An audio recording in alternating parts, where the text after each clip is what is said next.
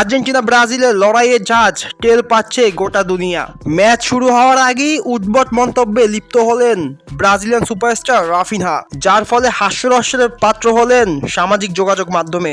British গণমাধ্যম রোমানিওকে দেওয়া সাক্ষাৎকারে রাফিনিয়া জানান, আমরা যে কোনো মূল্যেই হোক আর্জেন্টিনাকে আমরা পরাস্ত করব এবং আর্জেন্টিনা ব্রাজিলের সেই ম্যাচে আমি একটা গোল করব।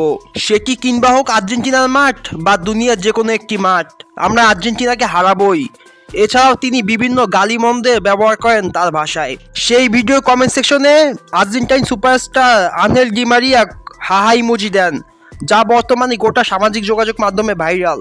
আর্জেন্টিনা ব্রাজিল ম্যাচের আগে সামাজিক যোগাযোগ মাধ্যমে তুলকালাম, যেই ব্রাজিল 2019 সালে আর্জেন্টিনা ব্রাজিল ম্যাচের পর একটি ম্যাচও জয়লাভ করতে পারেনি, সেই ব্রাজিলের প্লেয়ার যদি এইসব মন্তব্য করেন স্বাভাবিকভাবে হাস্যরসে পাত্র হবেন। নেটিজেনরা রাফিনিয়াকে দিয়ে এইসব মন্তব্য কখনোই আশা করেনি।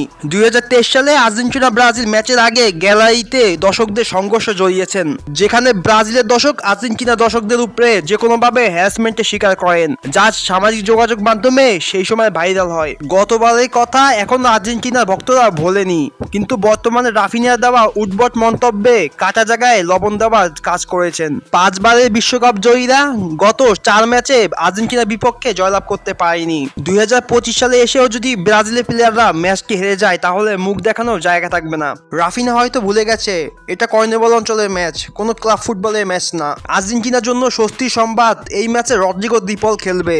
আর্জেন্টিনা 4-4-2 পজিশনে ম্যাচটি স্টার্ট করবে। মিডফিল্ডে Enzo Fernandez, Alexis Mac Allister, Rodrigo de পলের মতো খেলোয়াড়রা খেলবে। আমার তো মনে হয় না রাফিনিয়া ঠিকভাবে ক্লাব ফুটবলে ফিরে যেতে পারবে। ফরওয়ার্ড পজিশনে থিয়াগো আলমাদা এবং জুলিয়ান আলভারেজ ম্যাচটি স্টার্ট করবেন।